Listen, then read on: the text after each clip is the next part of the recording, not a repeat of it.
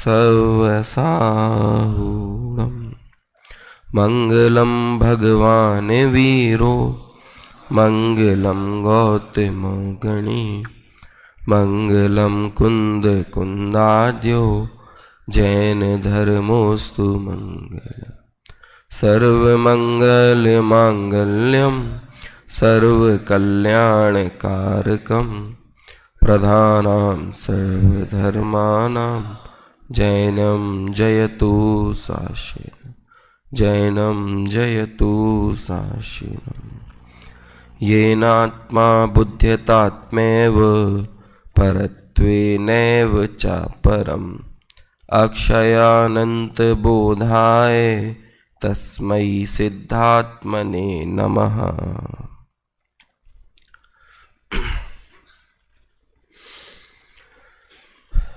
अब थोड़ा सा पारिवारिक माहौल है। अभी भी इससे पहले भी पारिवारिक ही था, लेकिन फिर भी हम एक आयोजन में थे तो वहाँ थोड़ी सी औपचारिकताएं देखी जा सकती हैं, लेकिन अब हम बड़े अनौपचारिक हैं। परसों रात को मैंने ग्रंथ तो खोला था समाधि तंत्र, और उस विषय को लेके बात करने की कोशिश की थी। द्वंद्व विषय पर हम चर्चा करें, लेकिन फिर इसकी चर्चा कुछ हो ही नहीं पाई और उस पर ही हम आगे बढ़ते चले गए, द्वंद्व कहाँ तक पाला जाए। तो हमने प्रश्न तो खड़े किए थे उस दिन, लेकिन कोई यथोचित समाधान हमारे पास तो नहीं था कि आखिर इस द्वंद्व का अभाव हो कैसे। कुछ पुख्ता बात तो बताएं इसके लिए। समझ में तो आ गया कि हम और आपके जीवन में बड़ा द्वंद्व है, बड़ी हमारी दोहरी मानसिकताएं हैं। हम कोई अच्छा काम करने की कोशिश करते हैं, विचार करते भी हैं, लेकिन उस दिशा में आगे बढ़ना हमारे लिए इतना मुश्किल क्यों होता है। और जहां भी थोड़े से भटकाव वाले रास्ते होते हैं, वहां ऐसा लगता है कि कोई ऑटोमेटिकली कोई चुंबक है जो हमें खींचे चली जा रही है। तो ये सारे सवाल शास्त्रों में भी खड़े हुए। जैसे कि हम वर्तमान में जिस परिस्थिति में जी रहे हैं, यहां पर एब नॉर्मल होना ही नॉर्मल है। जैसे आप सब लोग जो है ना, एक्चुअल में आप नॉर्मल हैं, लेकिन दुनिया आपको एब नॉर्मल देखती है कि ये देखो कि एक तरफ तो लोग मैथ, साइंस, बायो, सीए है ना, और आइल्स, क्लैट और पता नहीं क्या क्या इन एग्जाम की तैयारी कर रहे हैं, और ये देखो कुछ इनमें से, जैसा मुझे पता है, 90, 95, 99% वाले विद्यार्थी भी हैं, और वो सब लोग यहाँ क्या पढ़ने आ गए? संस्कृत। इतनी ऑफ बीट चीज जिसमें करियर की संभावनाएं सीमित है ना, लोग तो यही कहते हैं ना। अब उस सीमित को असीमित कैसे बनाते हैं, ये हमारे कुछ अग्रजों ने साबित करके दिखा दिया है, और उम्मीद है आप भी करके दिखाओगे, जहां पर सीमित को असीमित कैसे किया जाता है। तो लेकिन ओवरऑल देखा जाए, जिस बहाव में ये पूरी दुनिया बह रही है, आप लोग उस बहाव में तो नहीं हो, उस बहाव से कुछ अलग हो, लेकिन फिर भी हम रह तो इसी समाज में रहे हैं, इन्हीं लोगों के बीच में रह रहे हैं। आप में से भी कई लोग जब घर जाते होंगे तो आपका चाचा का लड़का कोटा से, क्या कहते हैं वो, आईआईटी की तैयारी कर रहा होगा, नीट की प्रिपरेशन कर रहा होगा, कोई के ताऊ जी का बेटा, कोई का फूफा जी का बेटा, कोई कहीं विदेश जाने की तैयारी कर रहा होगा। और ये अभी आपके सामने स्थिति नहीं है, ये आगे जाकर भी मिलेगी। समझ में आया ना? आगे जाकर क्या, वो यकीनन आईआईटी में कामयाब होगा, यकीनन वो क्या कहते हैं डॉक्टरी, चिकित्सा की फील्ड में कामयाब होगा। हो सकता है आपसे ज्यादा पैसा भी कमा रहा होगा, लेकिन जो मैंने परसों विदाई समारोह के दौरान एक बात कही थी ना, जो आप पढ़ रहे हो यदि वो जी पाओ तो इससे बड़ी खुशकिस्मती हमारे जीवन की और कुछ होती नहीं है। ये बात आप लोगों को हटा भी देना और उन लोगों को देखकर भी बात करें ना, तो उन लोगों ने भी जो पढ़ाई की ना 20-25 वर्ष, वो लोग भी, कमाल की बात है कि उस चीज को जी नहीं पाते जो उनने पढ़ा है।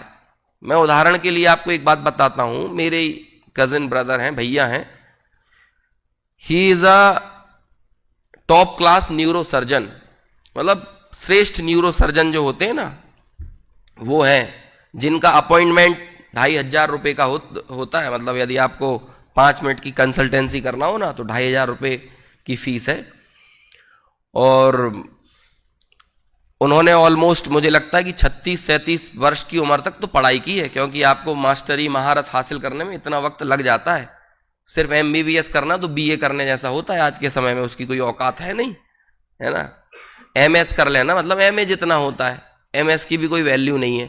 जब तक चिकित्सकों के आगे ज्यादा डिग्रियां ना हो तो उनके पास भी उनकी दुकानें नहीं चलती हैं। तो उन्होंने इतनी पढ़ाई की बड़े बड़े संस्थानों से, लेकिन अब कमाल की बात यह है कि 5-7 साल हुए होंगे उन्हें इस फील्ड में, अब उन्हें शेयर मार्केट में मजा आने लगा। अब आप विचार करो कि जिस व्यक्ति ने जीवन का आधे से ज्यादा हिस्सा, 35 वर्ष से ज्यादा की उम्र जिस पढ़ाई में दी, उसे उस चीज में ही मजा नहीं आ रहा है, तो इतने वर्षों तक किया क्या? ठीक है, आप कमाई कर रहे हो, 6-8 लाख रुपए आपको महीने का कहीं से मिल रहा है, आप इसके अलावा भी एक्स्ट्रा कमाई कर रहे हो, लेकिन अब आपको उस कार्य में मजा नहीं आ रहा जिसमें आपने इतना बड़ा जीवन आपका समर्पित किया है।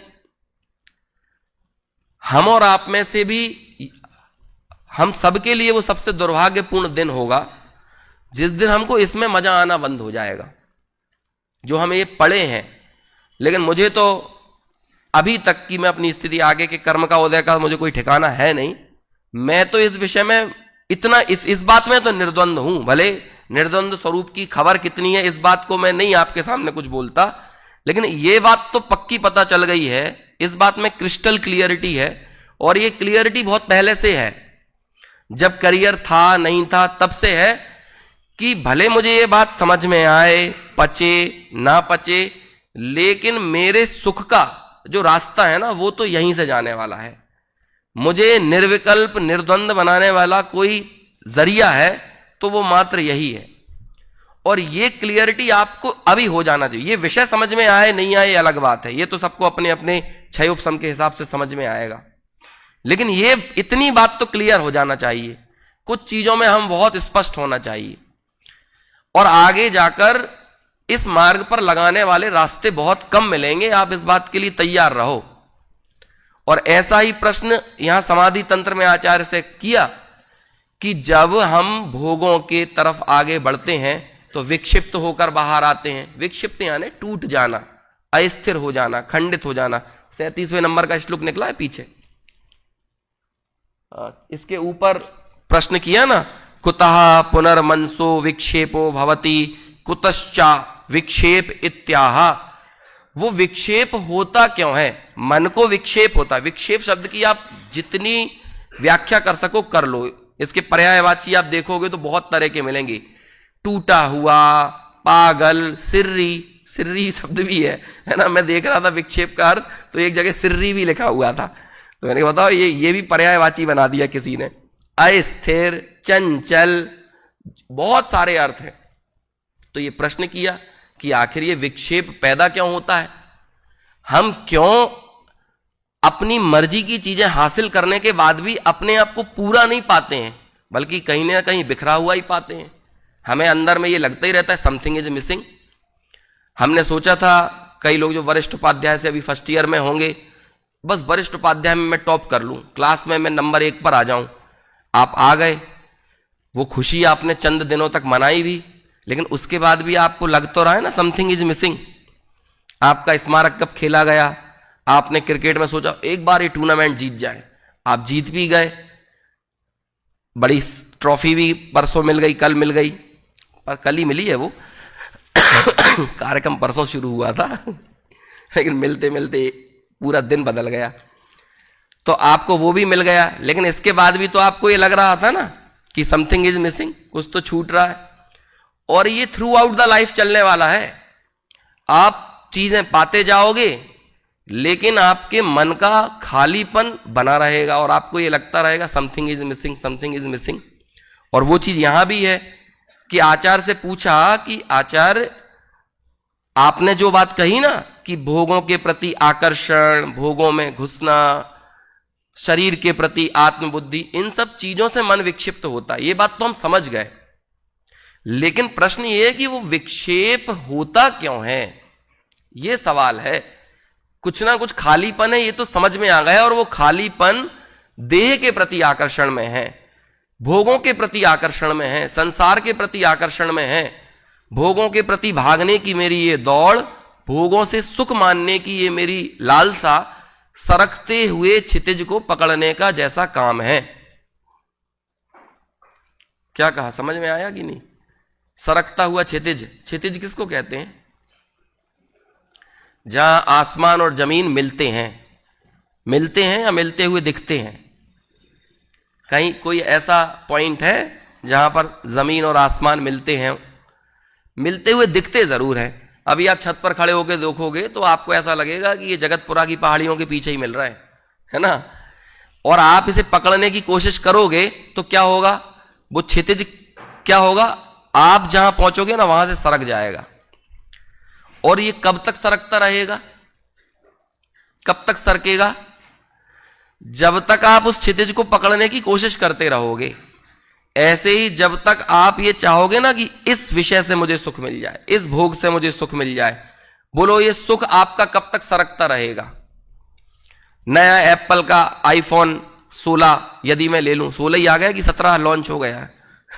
16 ही चल रहा है अभी है?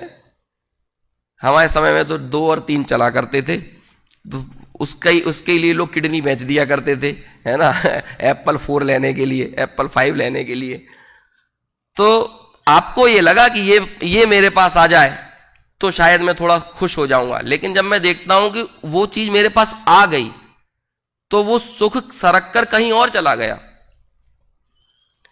और सब जगह आप हो सकता है कि आपने एक ड्रीम पाला हो कि इस जगह जाकर मुझे ये डिग्री हासिल करना है, इस जगह जाकर मुझे वक्तव्य देना है, ऐसा मुझे प्रदर्शन करना है, परफॉर्मेंस करना है, एक बार ये कर लूं। आप कर लोगे, लेकिन आप पाओगे कि उसे करने के बाद वो सुख सरक गया। जब तक हवाई जहाज में नहीं बैठते ना, तब तक लगता है कि सबसे ज्यादा सुखी यही व्यक्ति होंगे, कुछ स्पेशल होंगे। और जब पहली बार आदमी बैठता है ना तो 50 जगह कैमरा लेके चलता है। वो बैठने का मजा तो कम लेता है, बाहर फोटो, अंदर फोटो, इधर सेल्फी, उधर सेल्फी, यही खींचता रहता है।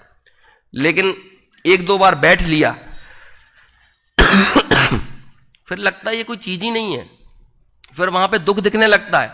अभी लोग बाग रो रहे हैं, ट्विटर पे एविएशन मिनिस्टर को ट्वीट कर करके बोल रहे हैं कि एयर इंडिया में ये खराबी, एयर इंडिया में वो खराबी।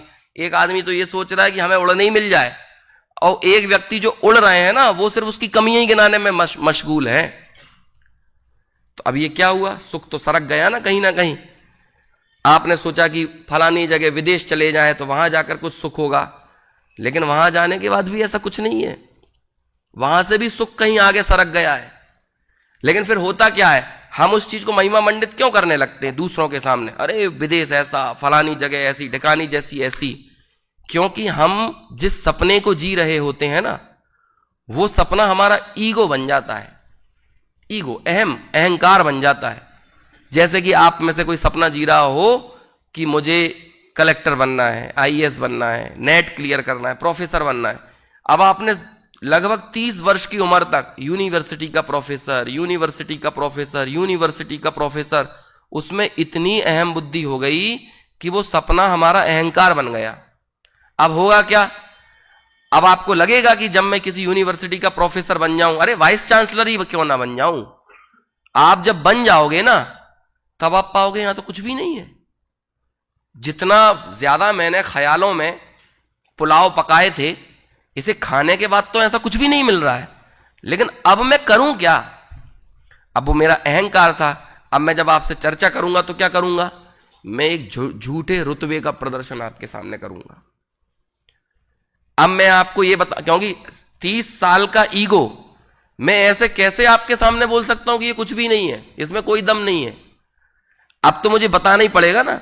एक ऐसी कहानी आती है कि एक गांव में ये चर्चा थी कि इस पहाड़ के ऊपर ना अप्सराएं नृत्य करती हैं, स्वर्णों के महल हैं, अद्भुत अद्भुत एकदम दुनिया है, बिल्कुल बाहुबली के सेट की तरह, है ना?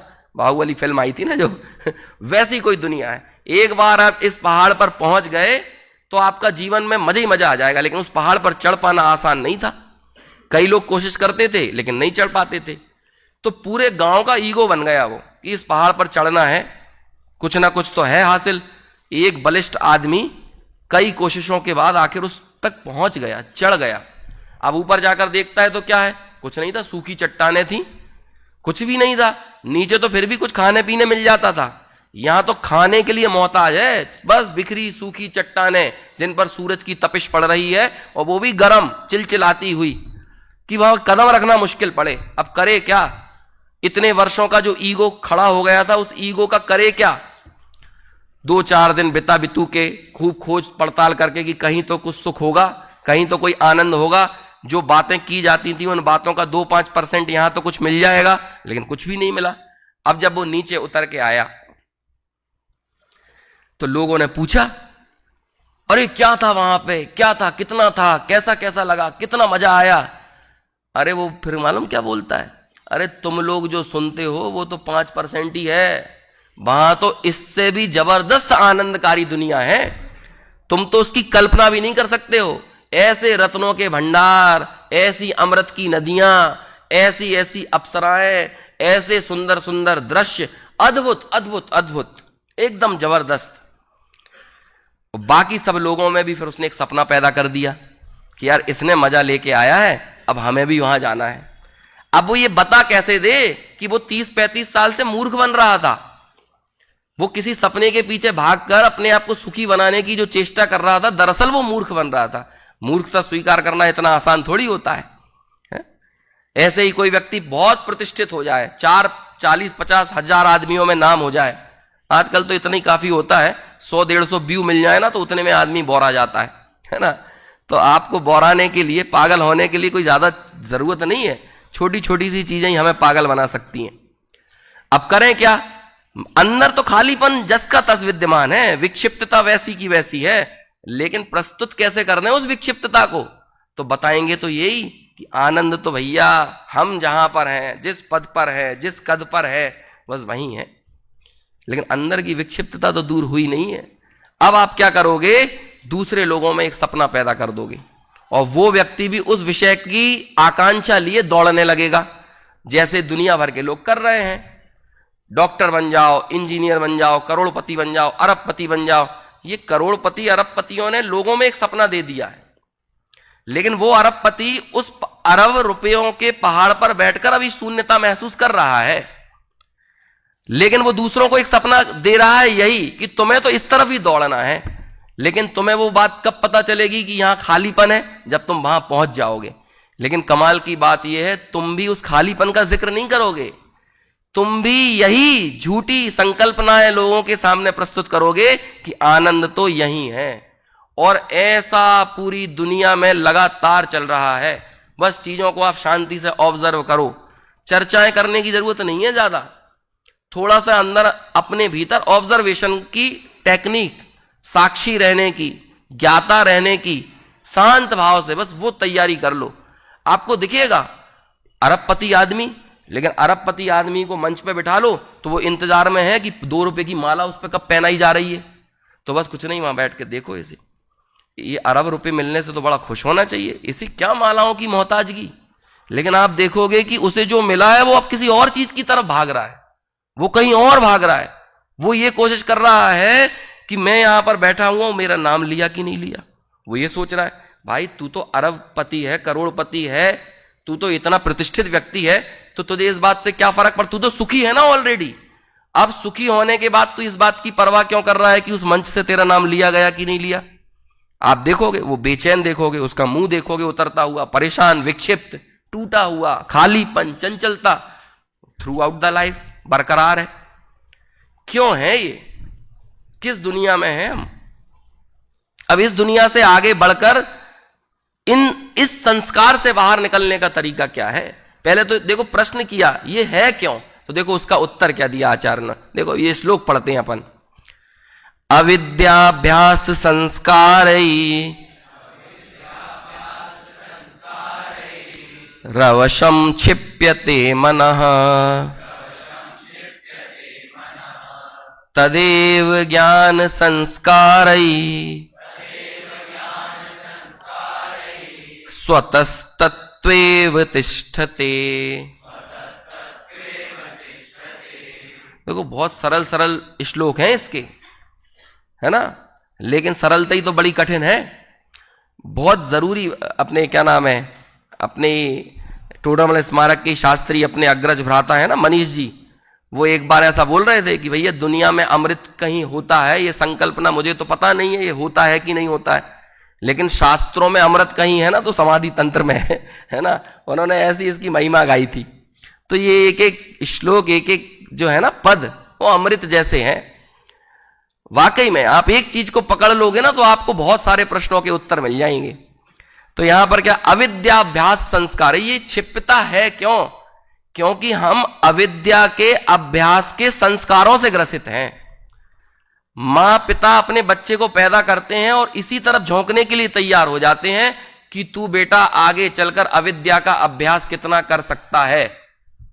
वो अविद्या का अभ्यास है। विद्या तो वो है जो आपका स्वयं का दुख दूर कर सके, वो विद्या नहीं है जो आपको ऑलरेडी पहले संसाधनों से ग्रसित कर दे, संसाधनों से भर दे। अब दुनिया भर की विद्याएं आपके खालीपन को दूर करने वाली नहीं है, खालीपन को दूर करने वाली नहीं है। हां, कुछ बाहर की वस्तुओं को भरने वाली जरूर है, लेकिन यह कोई पैमाना नहीं होता है। हमने आपसे प्रश्न किया, भाई भूख तो नहीं है, और आपने उत्तर दिया नहीं अभी 6 रोटी खाई है। अरे मेरा प्रश्न क्या था आपसे? भूख तो नहीं है। भूख ना होना ये एक आंतरिक एहसास है। अभी उदाहरण के तौर पे देखो, ये आंतरिक एहसास है। 6 रोटी खाना एक बाहरी फुलफिलमेंट है, बाहर से चीजों को भरा है। ये कोई जरूरी थोड़ी है 6 रोटी खाने के बाद भूख मिट जाए। कई लोगों की 20 रोटी की भूख हो, अपने यहां तो रहती है कई लोगों की, है ना, रिकॉर्ड बनाया करते थे 18 रोटी 19 रोटी 20 रोटी है। तो प्रश्न क्या था? ऐसे हमने आपसे प्रश्न किया सुखी हो, तो आपने उत्तर क्या दिया? हाँ घर है, बंगला है, पत्नी है, बच्चे हैं, है ना, बच्चा इस स्कूल में पढ़ रहा है, इतना बैंक बैलेंस है, शेयर मार्केट का पोर्टफोलियो इतना। मैंने प्रश्न क्या किया था? सुखी हो। तो आप इस सुख का उत्तर अंदर से दो ना, आप बाहरी फुलफिलमेंट का पूरा डिस्क्रिप्शन क्यों दे रहे हो, इतना बड़ा विस्तार क्यों मुझे बता रहे हो? तो ऐसे ही हमने आपसे प्रश्न किया कि भाई ये जो विक्षिप्तता है ये क्यों है, किस कारण से है, और तो उसका उत्तर आचार्य देते हैं अविद्या के अभ्यास के कारण। अब ये अविद्या इसको क्यों कहा जा रहा है? अरे भाई math, science, physics, chemistry, biology, geography, history, दुनिया भर की जितनी स्टडी है वो अविद्या का अभ्यास क्यों है? या चलो कोई डिग्री ना भी लो, मां पिता जो सिखा रहे हैं बच्चों को कि बेटा दुकान ऐसे चलाओ, घर गृहस्थी को ऐसे बनो। देखो व्यावहारिक तौर पर सब चीजें अपनी जगह यथा योग्य जरूरी हैं। मैं अभी उसे ऐसे उन्हें उनकी भूमिका अनुसार नहीं नकार रहा हूं। आपको खाना बनाना आता है, आपको दुकान चलाना आता है, आपको लोक व्यवहार भी बहुत अच्छे से निभाना आता है, लेकिन आचार्य उसको भी अविद्या क्यों कह रहे हैं? क्योंकि आप 4 लोगों के साथ यदि बैठे हो तो आपकी पर्याय मूर्ता को वो गहरा बनाने की कोशिश कर रही है, पतला नहीं कर रही है। अरे हम आपके साथ 4 लोगों से चर्चा कर रहे हैं, अब हम 4 लोगों की चर्चाएं भी अविद्या का अभ्यास क्यों है? क्योंकि आप मुझे मिलोगे तो क्या कहोगे? अरे यार आज आपका कुर्ता अच्छा लग रहा है, आपका चश्मा अच्छा लग रहा है, ये बढ़िया लग रहा है, और उससे मेरे को अंदर ही अंदर क्या एहसास हो रहा है? मेरी जो पर्याय मूर्ता थी वो और गहरी हो रही है। यार तू बातें बहुत अच्छी करता है, तेरे साथ बैठकर तो आनंद ही आनंद आ जाता है। कोई भी चीज, ये मोबाइल बहुत अच्छा लिया, ये घड़ी बहुत अच्छी ली, जितनी चर्चाएं जितनी वार्ता देखोगे वो सब काय की हैं? अविद्या के तो अभ्यास हैं। और ये संस्कार कोई आज और कल के नहीं है, कब के हैं? अनादि से यही संस्कार हैं। और यहां इतने बढ़िया सुलभ संसाधनों के बीच भी हम यही अभ्यास कर रहे हैं। तो इसे ही क्या कह रहे हैं? अविद्या के अभ्यास के संस्कार। और इनके वश होकर अविद्याव्यास संस्कार इनके वश में क्या करता है? ये मन छिप्यते टूटता है, खाली हो जाता है। क्या कारण है कि जीवन भर कोई कलेक्टर के पद पर रहा और कलेक्टरी चली गई, रिटायर हुआ और मानसिक रोगी बन गया। 30 साल तक 35 साल तक तू जिस पद से पोषित था उस पद ने तुझको कितना आनंद से भर दिया होगा। तो 35 साल का आनंद 35 महीने तो रहना चाहिए, लेकिन क्या हुआ? कलेक्टरी चली गई और 35 दिन भी नहीं हुए, व्यक्ति डिप्रेशन में चला गया। 15 साल तक मुख्यमंत्री रहे, 18 साल तक हमारे शिवराज जी रहे, है ना, और मुख्यमंत्री पना चला गया तो 18 दिनों में उनकी बयानबाजी बदल गई। ऐसा क्या, 18 साल के मुख्यमंत्री होने के बाद कम से कम 18 महीने तक तो आनंद भोगो, लेकिन आप वो भी नहीं कर पाए। इसका मतलब इतने 18 सालों से आपकी क्षिप्यता गहरी हो रही थी, आपका सुख नहीं बढ़ रहा था बल्कि दुख ही गहरा हो रहा था। यह बात पचा पाना बहुत मुश्किल है, कहां से पचाओगे। एक ट्रक के पीछे लिखा हुआ था, मुझे समझ में नहीं आया वो ट्रक वाले में इतना दिमाग कहां से आया। उसमें लिखा हुआ था man was born intelligent but education make him fool. समझ में तो नहीं आया। आदमी बुद्धिमान पैदा हुआ था, वो अपने कुछ स्वाभाविक प्रश्नों के साथ जन्मा था, लेकिन जो उसे संस्कार मिले ना आगे चलकर, वो क्या करने लगे, उन संस्कारों ने क्या किया, उसे मूर्ख बनाने की कोशिश की। और यही होता है, जैसे छोटा बच्चा हो, आप उसे नेचुरली डेवलप होने दो, शायद वो इस प्रश्न तक पहुंचे कि मैं सुखी कैसे हूं, मेरे मन की तड़प कैसे जाए। लेकिन होगा क्या, उसके माता पिता परिवार समाज क्या कहेगा, अरे तू सुख बुख की चिंता मत कर, तू ये सोच कि तेरा बैंक बैलेंस कैसे बढ़ेगा, तेरा पोर्टफोलियो कैसे बढ़ेगा, तेरा बड़ा छोटा 2 मंजिल का मकान 4 मंजिल का कैसे बनेगा, तेरी 2 एकड़ की जमीन 50 एकड़ की कैसे होगी। कहां चली गई सारी धारा बदल गई कि नहीं। इसे यहां कह रहे हैं, ये किसका फल है। समझ में आ रहा है जो मैं कहने की कोशिश कर रहा हूं। यह है अविद्या के अभ्यास के संस्कार, और ये सब चीजें मिलने वाली, ये हमारी विक्षिप्तता खालीपन को बढ़ाते जाने वाली हैं।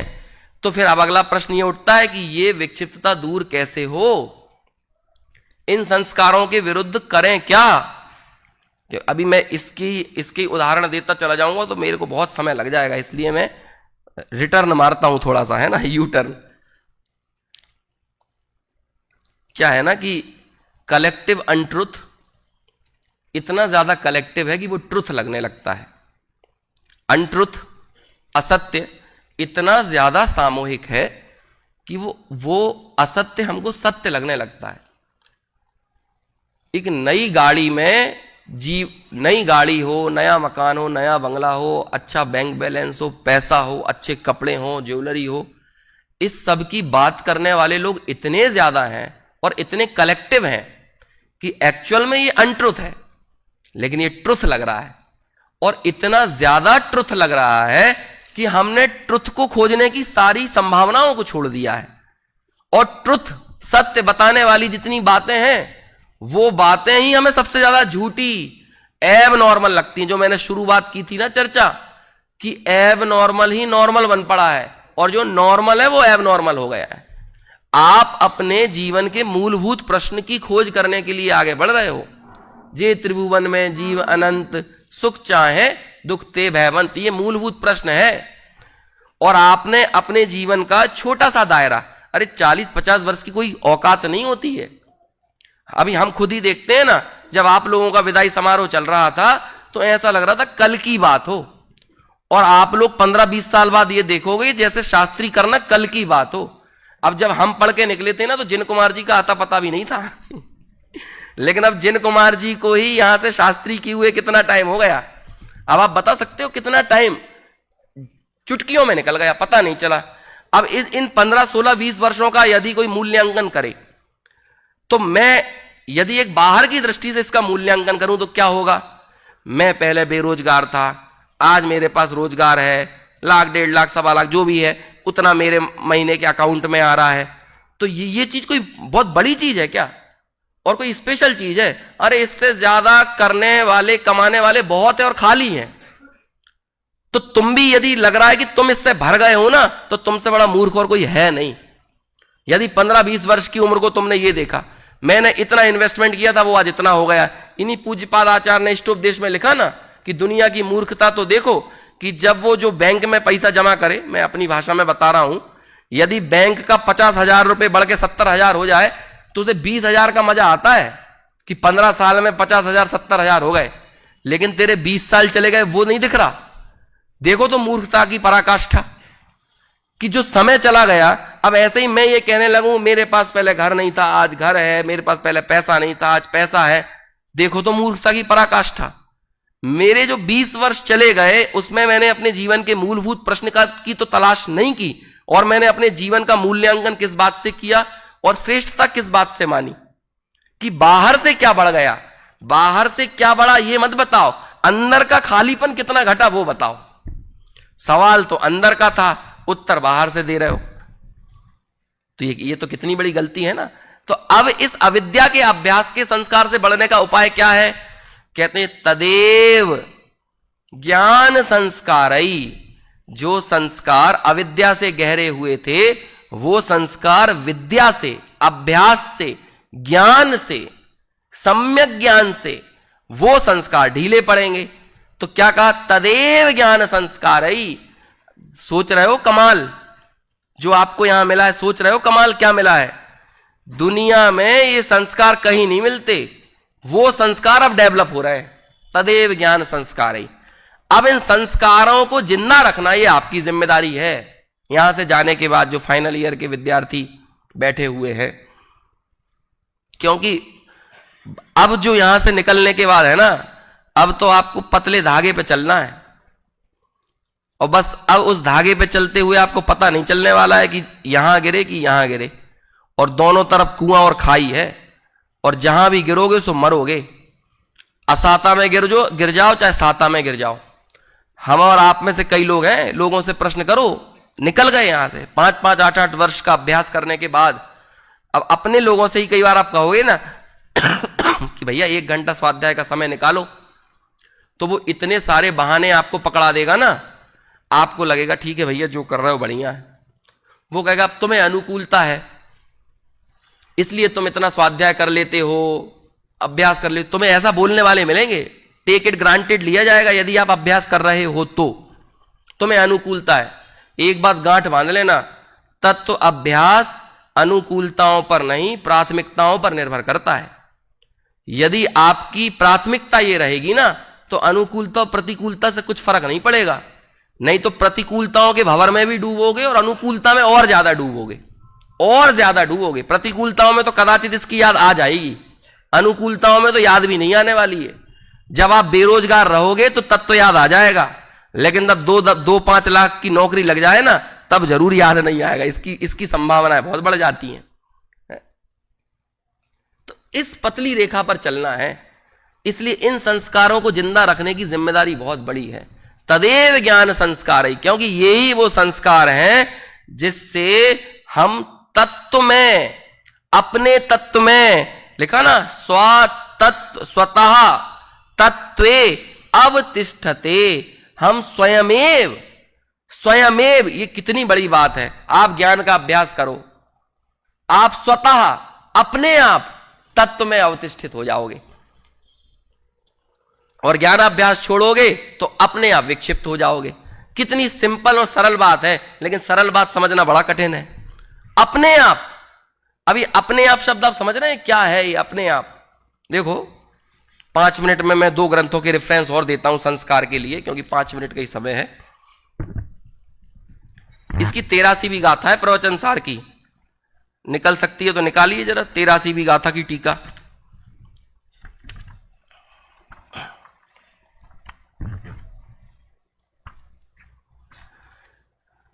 हाँ ये देखिए, यहां पर एक प्रश्न किया गया 83वीं गाथा में। जो सवाल था ना वो कुछ ऐसा था कि आखिर ये मोह है क्या, क्या है वो पागलपन जिसके कारण हम संसार में भटक रहे हैं, क्या है समस्या क्या है? तो उसकी टीका में आचार्य ने एक बहुत बढ़िया बात कही। देखो मुझे मिल गई तो बताता हूं। हाँ मिल गई, शुरू से टीका पढ़ देता हूं, लेकिन मुझे जिस शब्द पर विशेष बात करना है वो आपसे बाद में करूंगा। आत्मा का स्वरूप उक्त मोह से आच्छादित होने से यह आत्मा पर द्रव्य को स्वद्रव्य रूप से, पर गुण को स्वगुण रूप से और पर पर्यायों को स्वपर्याय रूप से समझकर स्वीकार कर, क्या चीजें लिखी? पर द्रव्य को स्वद्रव्य, पर गुण को स्वगुण और पर पर्यायों को स्वपर्याय रूप से ग्रहण कर रहा है। लेकिन कर क्यों रहा है, कर क्यों रहा है, ये प्रश्न है ना। तो देखो क्या लिखा, क्यों कर? अति रूढ़ दृढ़तर संस्कार के कारण। ये अति रूढ़ क्या होता है? नितांत ऑर्थोडॉक्स। ऑर्थोडॉक्स यानी होता है ना रूढ़िवाद।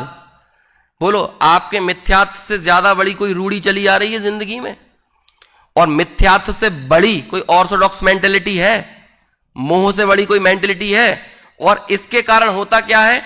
पर द्रव्य को ही सदा ग्रहण करता हुआ, सदा, जिंदगी भर। सवाल था ये खालीपन क्यों है? और मैंने क्या सोचा, इस खालीपन को दूर करने की कोशिश नहीं की, बाहर से भरने की कोशिश की। और बाहर से भरने का ये काम क्यों किया? अति रूढ़ दृढ़तर संस्कार। संस्कार ही ये हैं, सिखाने वाले ये हैं, परस्पर आचार्यत्व करने वाले ही ऐसे हैं। जो लोग हमें यही सिखाते हैं, क्या क्यों बुरा लग रहा है, खालीपन लग रहा है, गाना सुन लो, वेब सीरीज देख लो, और क्या करोगे? आपने कभी सोचा है 39 वो आ गए, क्या कहलाती हैं सीजन, 39 सीजन आ गए एक एक वेब सीरीज के। हैं दुनिया में ऐसी ऐसी वेब सीरीज है, एक वेब सीरीज ऑलरेडी 30-35 घंटे की। अब 35-40 घंटे की वेब सीरीज को 39 से गुणा कर दो। मुझे किसी ने बताया एक वेब सीरीज है, हमने 39 सीजन देख लिए उसके।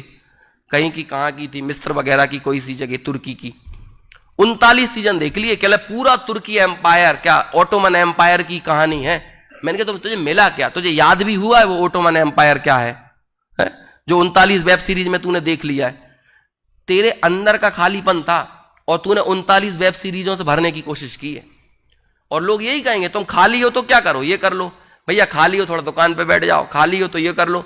भैया ये जो बाहर से भरने की चेष्टाएं हैं, ये कुछ देर तक हमारे एहसास को बदलेंगी, लेकिन रूपांतरण नहीं करेंगी। पूरा कोई रूपांतरण हो जाए ऐसा नहीं होने वाला है। और ये क्या, ये कह रहे हैं पर द्रव्य को सदा ही ग्रहण करता हुआ। और ये ग्रहण क्यों हो रहा है? क्या कहा है? अति रूढ़ दृढ़तर संस्कार के कारण। इतने दृढ़तर संस्कार हैं। अब मैं फिर वो बोलूंगा जो रात में बात कही थी ना, प्रधान, प्रधानतर और प्रधानतम। यहां कौन सा शब्द प्रयोग किया है? दृढ़तर। ये नॉर्मल संस्कार नहीं है कि मात्र अभी के ही हों, 2, 4, 10, 20 वर्षों के हैं, तो बहुत दृढ़तर। यदि दृढ़तर ना होते तो अनादि काल से हर क्षण आया, लेकिन अनुभूति का क्षण नहीं आया। इसलिए इतने कमजोर तो नहीं है, दृढ़ तो नहीं है, दृढ़ से एक लेवल ऊपर है, दृढ़तर है। लेकिन जो अनंतों सिद्ध हुए हैं ना, वो इस बात की सूचना दे रहे हैं कि इन संस्कारों को भी तोड़ा जा सकता है। यदि ये दृढ़तम हो जाते तो तोड़ना मुश्किल था, लेकिन ये दृढ़तर हैं, मतलब इनको तोड़ा, खंडित किया जा सकता है। और इस बात का कौन हमको एहसास करा रहे हैं? अरहंत भगवान। जो जान दी अरहंतम दवत्त गुणत्त पज्जयतेहिम। इससे पहले गाथा वही थी ना, इस रेफरेंस में। अब देखो आप ये बात, इस गाथा के बाद 81वीं गाथा में कही थी ना, अब मेरी मति व्यवस्थित हो गई है। तो मति व्यवस्थित क्यों हुई? कि भगवान आपको देख के मति व्यवस्थित हो गई, आपको देख के द्वंद्व मिट गया, मिटे सकल द्वंद्व, चाख्यो स्वात्म रस दुख निकंद। अब वो चला गया, मेरा द्वंद्व चला गया, वो विक्षिप्तता चली गई आपको देखकर, मेरी मति व्यवस्थित हो गई है।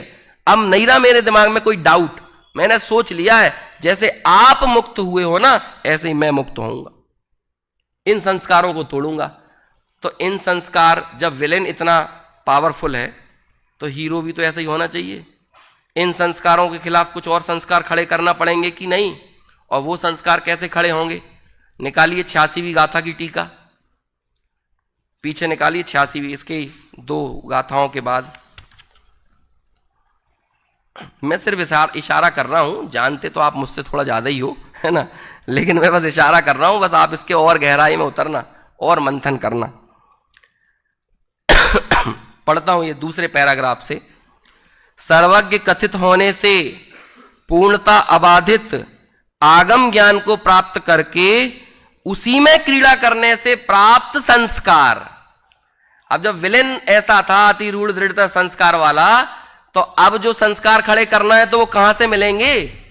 कहां से मिलेंगे वो संस्कार? तदैव ज्ञान संस्कार ही, जो हमने पढ़ा था ना, वो ज्ञान के संस्कार कहां से मिलेंगे? कहां से मिल रहे हैं? कहां से मिल रहे हैं? सर्वज्ञ कथित पूर्णता अबाधित आगम ज्ञान को प्राप्त करके उसी में क्रीड़ा करने से। अब क्रीड़ा करना किसे कहते हैं, स्मारक कप के दौरान आप अपनी अपनी मना स्थिति को बता देना। तब आपको यह दर्द होता था कि श्रीमन जी भोजनालय में हमें भोजन कब देंगे, यदि मैच चल रहा हो तो नाश्ता कब मिलेगा। तब यह विचार आता था। क्रीड़ा करने में ऐसा आनंद आया है। क्रीड़ा करना इतना बढ़िया शब्द है, अब इससे ज्यादा और बेहतर शब्द क्या दें। क्रीड़ा करने के आनंद को तो आप सब जानते हो। अब मैं एक और दृष्टि आपको देता हूं। देखो यहां पर क्रीड़ा करने की बात कही है, और कल जो चर्चा चल रही थी ना आगम चेष्टा वाली, वहां पर आया था श्रमण आगम में व्यापार करते हैं, और यहां पर क्या कह रहे हैं, आगम की क्रीड़ा करते हैं। अंतर समझ में आया? बच्चे क्रीड़ा करते हैं, बड़े व्यापार करते हैं। समझ में आया? दर्शन मोह का अभाव करना है तो आगम में क्रीड़ा करना को पड़ेगा। जिनका भी दर्शन मोह का अभाव नहीं हुआ है वो बच्चे हैं, इसलिए उनको क्या कह रहे हैं आचार्य, आगम में क्रीड़ा करो। लेकिन जो श्रमण हो गए हैं वो कौन है, वो बड़े हैं, वृद्ध हैं। तो बड़े लोग क्या करेंगे, क्रीड़ा नहीं, आगम में व्यापार करेंगे। उनकी जंग चारित्र मोह के खिलाफ है। और अभी दूसरे मिथ्या दृष्टि अज्ञानी की जंग किसके खिलाफ है, दर्शन मोह के खिलाफ है। दर्शन मोह का ही जिसका अभाव नहीं हुआ है वो बाल है, जिसके दर्शन मोह का अभाव हुआ है वो पंडित है। पंडित आगम में व्यापार करेंगे और बच्चे आगम में क्रीड़ा करेंगे। लेकिन दोनों के अभाव करने का जरिया क्या बनेगा, वो संस्कार कहां से पैदा होंगे, आगम के अभ्यास से। उसमें क्रीड़ा करने से क्या होगा, आपकी संवेदन शक्ति पैदा होगी, विशिष्ट संवेदन शक्ति। और ये संवेदन शक्ति जो है ना, ये क्या करेगी, अब आगे बहुत बढ़िया बढ़िया एक एक पद हैं, अब इस पे तो 9-10 दिन चर्चा करो तब जाके अर्थ निकल पाएगा, बस मैं पढ़ दे रहा हूं। संवेदन शक्ति रूप संपदा प्रकट करने पर साहृदय जनों के, अब आप साहृदय बने। यदि आपने आगम में क्रीड़ा करी, नहीं तो साहृदय भी नहीं थे, साहृदयता नहीं थी हमारे अंदर। साहृदय जनों के हृदय को आनंद से स्फुरायमान करने वाले प्रत्यक्ष प्रमाण से अथवा उससे अविरुद्ध अन्य प्रमाण समूह से समस्त वस्तु समूह को यथार्थ रूप से जानने पर क्या होता है, रॉन्ग इन्वेस्टमेंट के संस्कार, विपरीत अभिनिवेश के संस्कार करने वाला मोहोपचय अवश्य क्षय को प्राप्त होता है। यह है ज्ञानाभ्यास का फल। और एक और बात जो अभी अपन ने पढ़ी थी ना, स्वतः तत्व अवतिष्ठते, ज्ञानाभ्यास से अपने आप तत्व में कैसे अवतिष्ठ हो जाएगा, निकालो 7वां अधिकार, सम्यक्त सन्मुख मिथ्या दृष्टि के प्रकरण का सबसे आखिरी पद, आखिरी प्रकरण जहां पे पूरा होता है वो लाइन, पेज नंबर 237-38 होगा शायद। निकल गया क्या पीछे?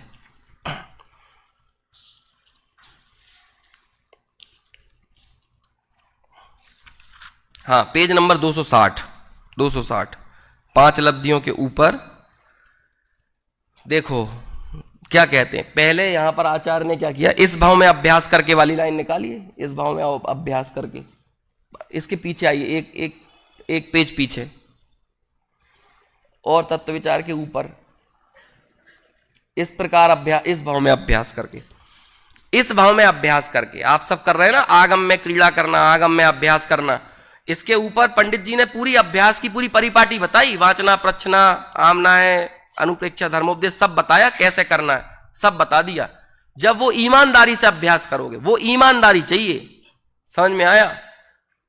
नियत आपकी नियति बदल सकती है, आपकी बुद्धि नहीं बदलेगी नियति लेकिन जो ज्ञानार्जन की नियत है ना, वो ईमानदारी है, वो आपके हालात बदलेगी।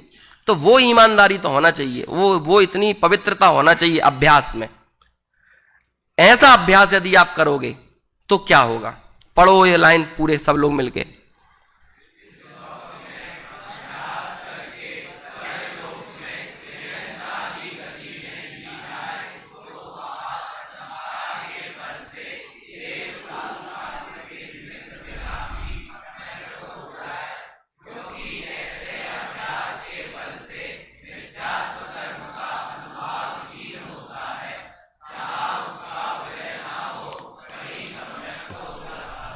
क्या कहा? अभ्यास के बल से क्या होगा? क्या होगा अभ्यास के बल से? संस्कार। अभ्यास करोगे तो संस्कार पैदा होंगे, और इस संस्कार के बल से क्या होगा? परलोक में कहां चला जाए? त्रियंचादि गतियों में भी चला जाए। वहां देवगुरु शास्त्र का कोई निमित्त नहीं है, लेकिन तब भी संस्कार के बल से आपने संस्कार अर्जित किए हैं ना, तदेव ज्ञान संस्कारई स्वतः तत्व अवतिष्ठते। जो ज्ञान के संस्कार हैं, इन संस्कार के बल से आप अपने आप, इसे बोलते हैं निसर्गत सम्यक दर्शन, लेकिन यही निसर्गत सम्यक दर्शन के पहले किया तो था अधिगम। उस अधिगम में तो ईमानदारी थी ना। ये संस्कार, इन संस्कारों के बल से इस मिथ्यात्व का अभाव होगा, विक्षिप्तता जाएगी, चंचलता, अस्थिरता, क्षोभ, जितने नाम देना है वो दे लो आप, ये सारे दुख के पर्यायवाची जितने हैं वो अभाव होंगे। लेकिन उन संस्कारों को पैदा करने की सामर्थ्य यदि किसी में है तो ये आगम के अभ्यास में ही है। इसलिए आगम के अभ्यासी होने में कितनी सजगता, कितनी स्पष्टता है ना। उसे क्या बोलते हैं, दो शब्द आते हैं बहुत बढ़िया अंग्रेजी में। एक तो अभी हिंदी में ही बोल देता हूं मैं, है ना। एक तो बहुत एकाग्र रहना है ना, और दूसरा बहुत सावधान रहना है। अलर्ट एंड अटेंटिव, ये दो शब्द हैं आगम के अभ्यास में। अलर्ट भी रहना है और अटेंटिव भी रहना है। और जब अलर्ट और अटेंटिव रहोगे तो कंसंट्रेट रहोगे ही, लेकिन इतनी सावधानी, इसलिए टोडरमल जी ने भी लिखा ना, सावधानी पूर्वक विचार करे, सावधानी पूर्वक विचार करे। ये क्या है सावधानी? यही है अलर्टनेस एंड अटेंटिवनेस। ऐसे यदि हम अभ्यास करें तो निश्चित तौर पर हमारे दुख का अभाव भी होगा, और हम हमारे पूरे जीवन में, हमारे सामने कितने ही बड़े कद वाला व्यक्ति क्यों ना खड़ा हो, लेकिन उस दौर में भी हमें व्यवहार से देवगुरु शास्त्र का कद सबसे बड़ा दिखेगा, और निश्चय से अपने स्वभाव का, ज्ञान स्वभाव का कद सबसे बड़ा दिखेगा। और ऐसा कद बड़ा आपको तभी दिखेगा जब आपके अंदर इस तरह के संस्कार हो।